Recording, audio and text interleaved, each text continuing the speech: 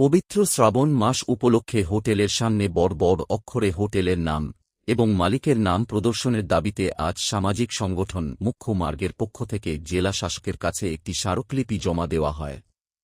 এ বিষয়ে সংগঠনের পশ্চিম বর্ধমান জেলার প্রধান অশোক ঘোষ জানান, এর আগেও এলাকার সমস্ত হোটেল মালিকদের কাছে আবেদন জানানো হয়েছিল যে শ্রাবণ মাসে বহু ভক্ত ও কাঁভারিয়া মহাদেবের জলাভিষেক করতে বিভিন্ন পথে যাতায়াত করেন।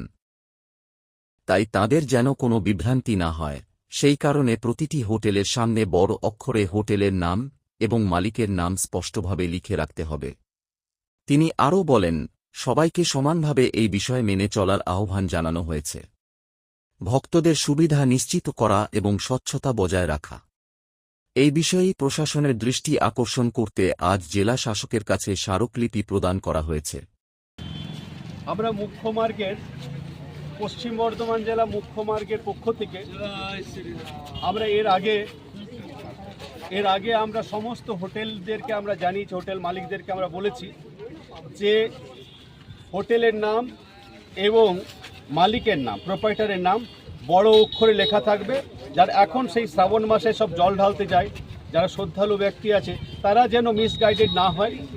অনেক সময় কি হয়, কিছু নাম দেখে হয়তো ঢুকে পড়ে, তারপর পরবর্তী ক্ষেত্রে যখন দেখা হয় যে মালিক কিন্তু অন্য, তখন তাদের মধ্যে একটা নিজেদের মধ্যে একটা হয়। তাদের কথা অনুসারে, তাদের দাবি অনুসারে আমরা আজকে এই ব্যাপারটাকে নিয়ে ডিএম অফিসে আমরা একটা ডেপুটেশন দেবো। এর আগে আমরা একটা প্রতিটি হোটেলেই আসানসোলে মোটামুটি মুখ্য মার্গের উপরে যে সকল হোটেলগুলো আছে, কয়েকটা হোটেলকে আমরা বলে এসেছি যে হিন্দুই হোক আর মুসলমানই হোক, তাদের হোটেলের প্রোপাইটারের নাম বড় অক্ষরে লেখা থাকবে।